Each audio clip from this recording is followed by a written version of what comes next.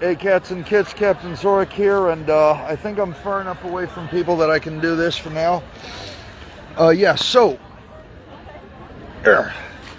Behind me is the Delacorte Theater, and you can't see it too well because it's dark out here because it's nighttime in the middle of Central Park, and I'm standing right beneath a lamppost, and that's how you can see me. So, the play was excellent. The second act was more vivacious, fast-paced, and exciting than the first act. And the first act was pretty darn good, pretty fast-paced and exciting too. Of course, the last act is supposed to be exciting as it leads to the inevitable end, but it opens with quite an amusing scenario that makes parallels to current politics regarding the machinations by which Richard III became king. And they made good use of the space in the stage, having some of the action actually happening in the aisles and the ground in front of the orchestra seats that helped tell the story and made it an immersive experience. The set itself was very minimal. As you may have noticed, those giant wedges sticking out of the floor, they were on a turntable. Well, there were two turntables, the circle in the middle and the ring around it, which were used. That was basically the set, and the wedges stuck into the ground, those pointed arches, had benches that could be pulled down or put up, and to turn them either into seats or thrones or just arches, and rotate it around to give the sense of a different location or to set a different mood. This was, I think, a very creative use. I think this was a very creative use of minimal set. Use minimal set for maximum effect.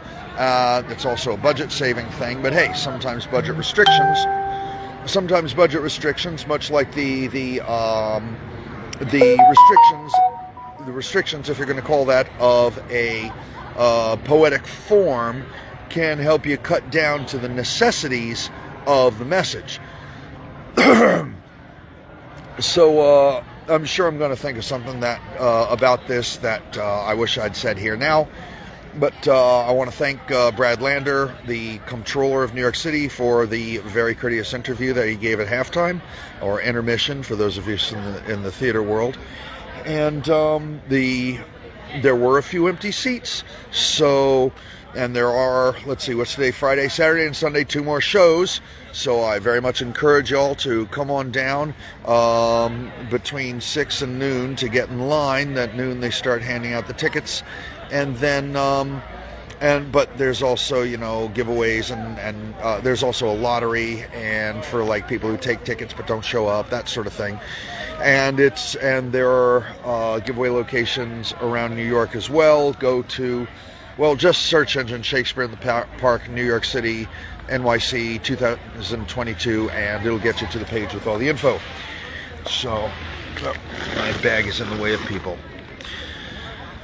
So that was Richard III here on Friday, July 13th, 2022 at the Delacorte Theater here in Central Park. Highly recommend it. Again, its strongest points were the use of actors' personalities in helping advance the story and illustrate the characters.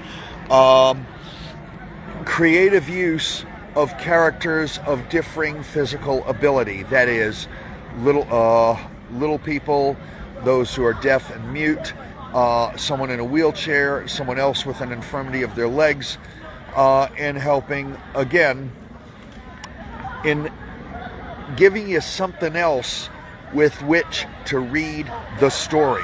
Also, the children, the young actors who played the young princes. Brilliant! Excellent! I wish I was as good an actor at their ages and sizes.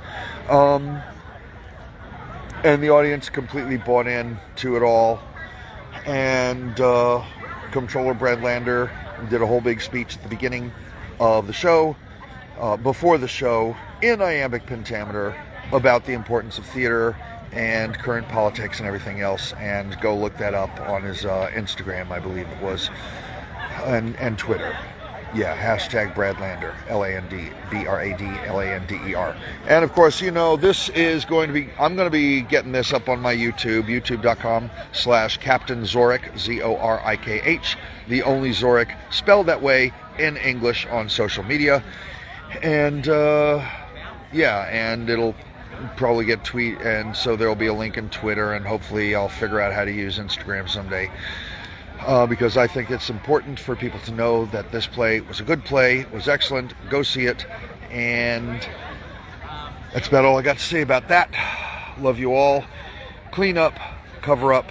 There's new variants out there that may not be as deadly, but are spreading faster, and when you get it, you know, and it gets stuck in the upper respiratory, which means your vaccine isn't going to kill it, and so that means it's easier to spread to other people, and, you know, it's just, more people are getting it than people were getting it when it was at the height of its deadliness. And it's just really putting a kink in my plans, you know? And not the kind of kink that I enjoy, if you know what I mean. All right, so clean up, cover up, call your loved ones. No one gets out of here alive, but I do love you all for sticking with me. This is Captain Zorikh coming at you. Hey, cats and kits, Captain Zorikh here, and I just wanted to follow up on my review from Richard III at Shakespeare in the Park last night. It was, here's the program, and it was such an impressive show. I didn't follow up, I didn't get all the little detaily things that I was impressed about it that I want to see. And so here's some other details about it that I was really impressed with. For instance, there were at least 2 actors that were apparently deaf and mute, and they spoke in sign language. Sometimes the person speaking to them would say something while signing, and the other person would sign back something obvious. Sometimes the character would have a translator, so that they would translate that character's signs into verbal language, and would translate the verbal language into signs for the deaf-mute character. Well, once at least, Richard and the other character signed to each other. Now, here's one thing that I thought was really fantastically clever. I don't know if that's what they were thinking at the time, but it certainly was what I realized afterwards. You know how lots of people say, I don't understand Shakespeare, I don't understand the language. Well, if it's a good performance, you can understand the emotion, you can sort of get a gist of things by how people are acting, how they are reacting, the delivery, right? And this play, no less than any other Shakespeare play, was a great example of that. And people were really expressing character and feelings and emotions as they were talking. And in fact, during the intermission, I turned around and I asked someone, so, how are you liking it? And she was like, well, I can't exactly follow what's going on. Maybe if I knew the story better. And so I was like trying to help. I said, well, you get that Richard is manipulating everybody so he can become king, right? And she's like, yeah. Well, I totally get all these queens coming out of the woodwork and confused over who was what. Just go with that. The manipulation thing. Well, this whole conversation between Richard and this other character, there are some things about American Sign Language that are easy to understand, like the cradling motif, indicating you're talking about a baby. Certain, this symbol or something like it that means mother or appears to be mother was used, or was it this, something like that was used earlier in the play when they said mother, so you got that word meant mother, for instance. But the emotions between the two was pretty obvious. They were, one character was trying to get the other to do something, and the other person was refusing. And then at the end, they said, and then at the end, Richard said his line verbally, and that put the punctuation on the whole scene. You didn't have to know all those little words. You got it. You kind of got it. And it worked. Huzzah. The actress who, what's her name now? I have the program here. I can read these character names for you. Oh, it's listed alphabetically. Whatever. But the actress in the wheelchair who was in Oklahoma and won a Tony for that. I may have thought that with regards to delivery, she was maybe just a half a step not where I wanted her to be when doing Shakespeare. Just a personal thing.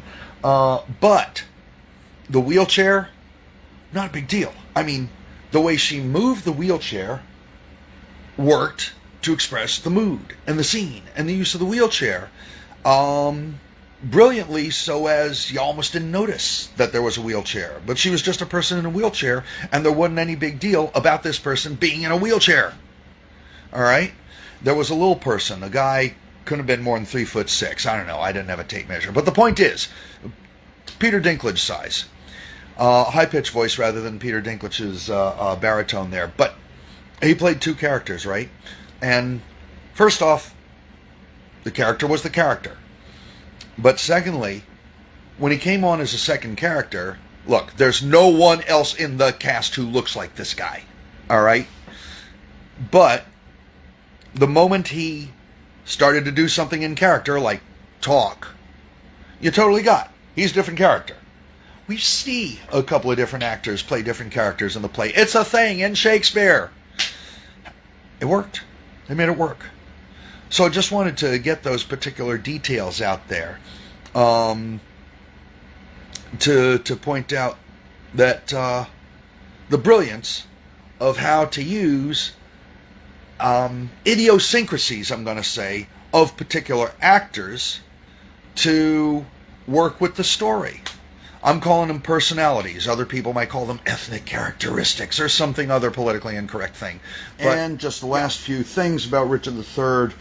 Before I sign off, I actually took a time to stop, write them down, and put them and insert them in here. The coats of arms of England that were on the banner that was right there in the opening of the show and was brought out as necessary as the show went on, oddly, the colors were reversed. The arms of England at the time were quarterly in the first and third quarters, the arms of France, because France was presumed to be the superior nation, or at least it existed first, so it had priority, and that was blue with 3 yellow fleur-de-lis. And in the second and fourth quarters were the arms of England, when the Duke of Normandy basically added the third lion to represent England. Normandy being 2 lions on a red field. Instead, the 1 and 3 were red with the 3 fleur-de-lis, and the 2 and 4 were blue, but instead of having 3 lions, I think it's called statement, with 3 feet down and 1 up, the lions were rampant, standing on 1 leg, with all the other paws out front, and had the lions both facing towards the center in corner number 2. That means facing towards the viewer's left, and in corner number 4 facing towards the viewer's right. And with regards to that, which way the beastie is facing, when the arms of Richard of Gloucester came out, they were the boar, of course. The boar was facing to the viewer's right. Now, in modern day, stationary, you would have a football helmet or an animal or whatever facing towards the left, because we read right to left, and so the symbol would be on the upper left corner, so you would have it facing in towards the page. But in the Middle Ages, you would have your beastie or whatever facing towards the viewer's left. We read from left to right. That's why you would have the beastie or the football helmet facing towards the right, towards the center of the page. But when you're carrying a shield, right, when you're carrying a shield on your arm and you're facing that way, then you would want the beastie on your shield facing that way. So therefore, remind me to flip this around before I post this on Facebook so that you can see it in real image and not mirror image. So therefore, by default, the beastie on the front of a shield would be facing towards the viewer's left if the shield were facing them, because it would be facing towards the riders, the horse riders, the knights' front. There were exceptions. That happened. People had beasties and other things facing the other way. It was a thing, but not a common thing. So I gotta figure either the production designer made a specific choice to give it a modern symmetry with the animals facing towards the center, or didn't know this and just decided to do it that way. Or maybe there's some rule against portraying the arms of England accurately on stage. I don't know. It's like there's something about military uniforms in American movies. You got to have like one detail wrong about it so that you're not actually imitating an American soldier or something like that. Not really important detail. Here's another thing though. And that same with the colors. Why reverse the color of the coats of arms? I don't understand. Another detail. There was a key moment. These details are not in order of importance. A key moment when Richard's allies are crying the crowd to get Richard to get the crowd to proclaim Richard king. In that scene, he was like, "See how he is walking with two holy men carrying a holy book." And well, you know what? Richard posed imitating what's his name. Donald Trump's pose outside the church on that particular day during the Black Lives Matter protests. Little dig there. I liked it. Next, there is a symbolic MacGuffin that is passed from an older queen to a younger queen. It is passed both symbolically, literally, and practically, because there is a practical use to that staff, which both queens make use of. If you're going to see the play tonight, watch it. If you figure out if they recorded these plays on video so that you get to see it someday, watch for that. It's pretty key. Or you can ask me in the comments what it was after the play closes tonight, and then I'll post it up there. Next, it was literally the passage of power from the older queen to the newer queen, both literally, figuratively, and practically. Richard's, okay, I'll figure that last.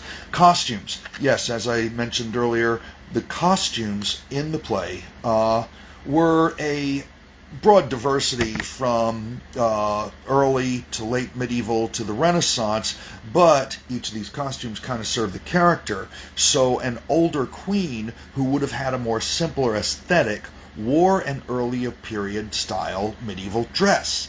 However, a particular noble who was portrayed as a fop wore late period, the sleeves with the holes in the elbows that you can stick your arms through, and that short cape dashed about his shoulder because he was a fop, and that was a high period of fop garb.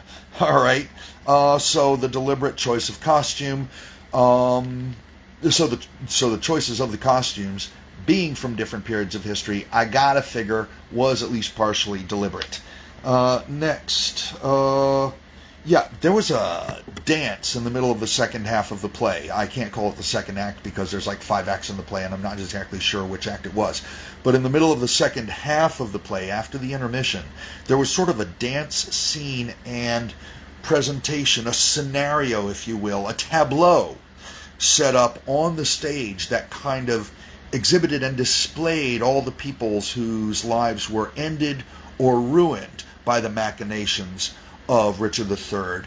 And there was a dance in there that I gotta figure has got to have had some sort of symbolic expression of this.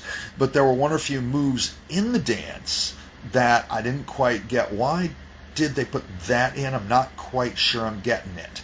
But it did it did keep the play from being monotonous. It did bring the ensemble together, and it did help give your brain a rest for a minute from following the dialogue to take a look at things and absorb and digest what you had seen so far. I thought that was a pretty smart move.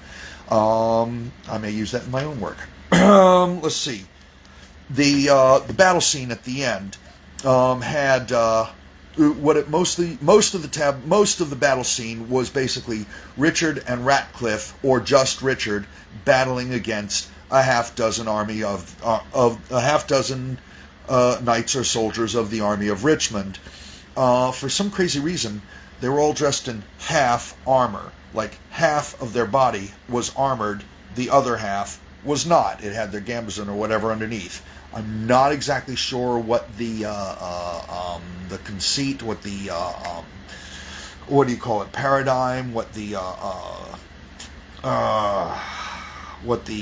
technique, what the transit, what the there's a word for it. I'm just stumbling over it. Can't place it right, spacing on it right now. But what that was meant to represent, or deliberate choice, because so far everything from the set to the choice of costumes to everything else, even the specific physical types and abilities of specific actors were chosen for specific reasons. And so I'm just wondering, why give the army of Richmond half armor? And half armor left to right, not what historians call half armor, which was basically a cuirass and pauldrons and tassets, but no arms or legs. I wonder what's that about. Okay, and finally, of course, you have to mention this, finally, Richard's final line. I'm not going to give away how it was done. Bold choice.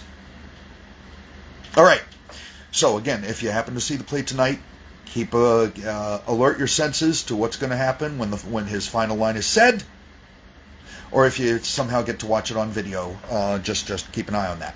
All right, and now the close. There's only 2 nights left: Shakespeare in the Park, Richard III, with Danai Gurira playing Richard III, and just in case you're wondering, some of the actors and performers have chosen to put their pronouns in their cast bios, and also on the wall of the Delacorte Theater, on the outside of the Delacorte Theater, is a land acknowledgement to the folks who lived in Seneca Village, which was the African American community that got flattened and plowed under so that they could build Central Park.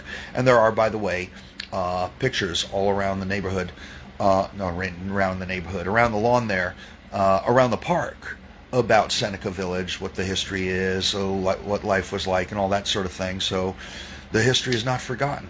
And if any of you fools out there are going to say, ooh, it's woke, how about just, it's studying history? Okay, thank you very much. All right, again, only 2 nights left. Tickets are free. Get there before noon. That's when they hand them out. But even if it's after noon, you can get on the waiting list. There were a few empty seats there. You could have gotten a seat last night, probably. Tonight, tomorrow, that's it. Show starts at 8. Park opens at 6. Bring a breakfast, picnic, whatever you want. Get your tickets. Totally worth it. Go see it.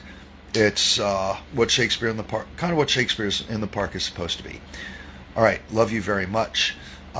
Clean up, cover up, call your loved ones. New variants are spreading faster, not as deadly, but spreading faster, and they still mean that, like, I gotta stay home for 5 days if I was in the presence of someone. So come on. All right, love you all. Captain Zorikh is coming at you.